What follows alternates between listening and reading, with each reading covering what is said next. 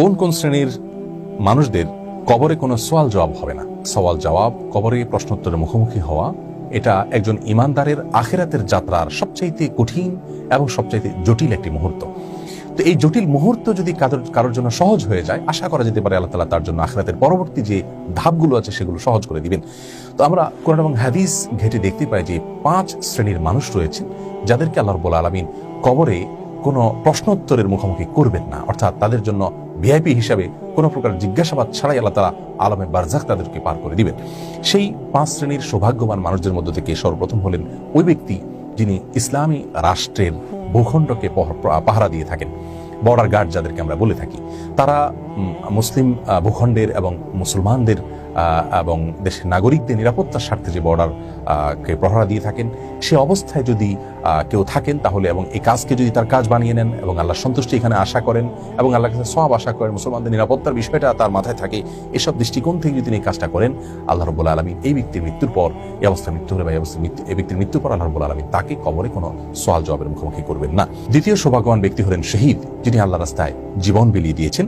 সে শহীদ ব্যক্তি সম্পর্কে সূরা নাসাইতে বর্ণিত হয়েছে, মা বালুল মুমিনিনা ইফতানুনা ফিল কবরি ইল্লা শাহীদ। মুমিনদের অবস্থা কি হতে পারে যারা কবরে প্রত্যেকেই পরীক্ষার মুখোমুখি হতে হবে, প্রত্যেক ইমানদারকে, প্রত্যেক মুসলিমকে কবরে জিজ্ঞাসা মুখোমুখি হতে হবে, তোমার রবকে, তোমার দিনকে, তোমার নবীকে, এবং তুমি কোত্থেকে এই তথ্যগুলো পেলে। সেখানে খাঁটি ইমানদার ছাড়া কেউই সঠিক উত্তর দিতে পারবে না। এমনকি প্রশ্নগুলো মুখস্থ করে গেলেও কেউ সেখানে সঠিক উত্তর দিতে পারবে না যদি তার চর্চা তার জীবনে না থাকে। কিন্তু শহীদ এই ব্যক্তি সম্পর্কে নবী সাল্লাল্লাহু আলাইহি ওয়াসাল্লাম বলেছেন, শহীদ হলো ব্যতিক্রম, অর্থাৎ সেই ব্যক্তিকে কবরে কোনো প্রশ্ন মুখোমুখি করা হবে না এবং কবরের কোনো পরীক্ষার মুখোমুখি তিনি হবেন না। তৃতীয়ত, ওই ব্যক্তি যে ব্যক্তি নিয়মিত সূরা মুলক রাতের বেলা পাঠ করেন। তিরমিজি বর্ণিত হাদিসে রাসূল আকরাম সাল্লাল্লাহু আলাইহি ওয়াসাল্লাম বলেছেন, যদি কেউ রাতে শোয়ার আগে সূরাতুল মুলক 29তম পারার প্রথম সূরা, এই সূরাটি কেউ তেলাওয়াত করেন, যেটা তেলাওয়াত করতে 3 থেকে 4 মিনিট সময়ের প্রয়োজন হবে। যারা খুব ধীরে ধীরে তেলাওয়াত করেন তাদের জন্য সর্বোচ্চ 5 থেকে 6 মিনিটের প্রয়োজন হবে। এই সূরা মুলক যদি কেউ শোয়ার আগে তেলাওয়াত করেন, আল্লাহ রাব্বুল আলামিন কবরের যে আযাব, কবরের যে ফিতনা, কবরের যে পরীক্ষা জিজ্ঞাসা, সেখান থেকে আল্লাহ তাআলা তাকে হেফাজতে রাখবেন, নিরাপদে রাখবেন। এবং এই সম্পর্কে নবী সাল্লাল্লাহু আলাইহি ওয়াসাল্লামের ভাষ্যটা হলো হুয়াল মানিআ আল মুনজিয়া মিন আযাবিল কবর, অর্থাৎ কবরের আযাব থেকে রক্ষাকারী আমল এটি সূরা মুলক। 4 নম্বর আমল হলো জুমার রাতে এবং জুমার দিনে মৃত্যুবরণ করা, অর্থাৎ বৃহস্পতিবার দিবাগত রাত এবং আমরা যেটাকে শুক্রবার বলছি জুমার দিন সূর্য অস্ত যাওয়ার আগে, বৃহস্পতিবার সন্ধ্যা থেকে নিয়ে জুমার দিন শুক্রবার সন্ধ্যার আগ পর্যন্ত এই সময়ের মধ্যে যদি কেউ মৃত্যুবরণ করেন, এটা কারোর হাতে নয়, সম্পূর্ণ সৌভাগ্যের বিষয়। আল্লাহ তাআলা কারোর যদি এই সময় মৃত্যু লিখে রাখেন তাহলে এটি সৌভাগ্যের একটি আলামত। কিন্তু এখান থেকে আবার নিশ্চিত হওয়ার কোনো সুযোগ নেই যে এই সময় মৃত্যুবরণ করলেই লোকটা জান্নাতি। অনেক খারাপ মানুষের মৃত্যু এই সময় হতে পারে। স্বাভাবিকভাবে একজন ইমানদার অন্য সব দিক থেকে তিনি যদি পারফেক্ট থেকে থাকেন, তাহলে এই সময় তার মৃত্যু হলে এটি তার ভালো মৃত্যুর একটি আলামত হিসেবে ধরে নেওয়া যেতে পারে এবং এই ব্যক্তিও কবরের ফিতনা থেকে নিরাপদে থাকবেন বলে তিরমিজি বর্ণিত হাদিসে নবী আলাইহিস সালাম বলেছেন। 5 নম্বর, ওই ব্যক্তি যে ব্যক্তি পেটের পীড়ায় আক্রান্ত হয়ে মৃত্যুবরণ করেছেন।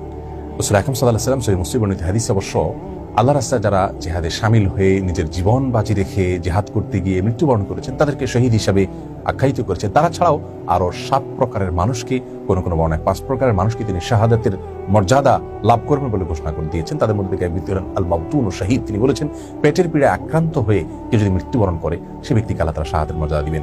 রোড অ্যাক্সিডেন্টে মৃত্যুবরণ করে, কোনো কিছুর নিচে চাপা পড়ে যদি কেউ মৃত্যুবরণ করে, সেটা একটি শাহাদাতের মৃত্যু হিসেবে আখ্যায়িত করা হয়েছে। তেমনি ভাবে কেউ যদি আগুনে পড়ে মারা যান, পানিতে ডুবে মারা যান, এই মৃত্যুগুলোকেও শাহাদাতের মৃত্যু হিসেবে, আকস্মিক এই সমস্ত মৃত্যুগুলোকে শাহাদাতের মৃত্যু হিসেবে রাসূল আকরাম সাল্লাল্লাহু আলাইহি ওয়াসাল্লাম ঘোষণা দিয়েছেন। তো এর মধ্যে একটা মৃত্যু নির্দিষ্ট করে পেটের পীড়া আক্রান্ত হয়ে মৃত্যুবরণ করা অনেক কষ্টের একটি বিষয়।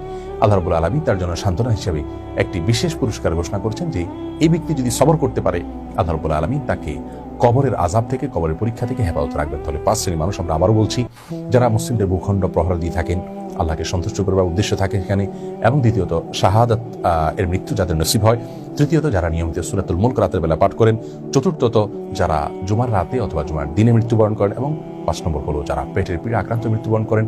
এই লোকগুলোর কবরে কোনো প্রকার সওয়াল জবাবের মুখোমুখি তারা হবেন না। আল্লাহ রাব্বুল আলামিন আমাদের সকলকে এই সৌভাগ্যবান মানুষদের কাতারে শামিল হওয়ার তৌফিক দান করুন।